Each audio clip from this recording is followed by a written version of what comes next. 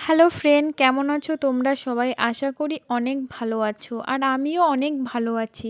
আজকে সকালের দিকে ভাবলাম যে রাস্তাটা একটু হেঁটে আসি। তো এটা আমাদের রাস্তা। তারপর রাস্তা থেকে এসে ভাবলাম ঘরটা মুছবো, তাই বালতিতে জল নিয়ে নিলাম। নিয়ে মাটিটা নিয়ে এখন ঘরটা ভালো করে মুছবো।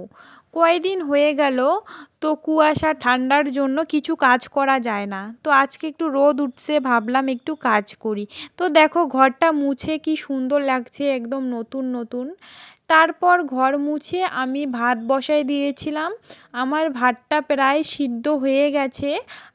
আলুগুলো জলের মধ্যে ভালো করে ভিজায় রেখেছিলাম যাতে নোংরাগুলো ভালো করে বেরোয় যায়। তো আমার রান্না এদিকে কমপ্লিট, ডালটাও আমার হয়ে গেছে।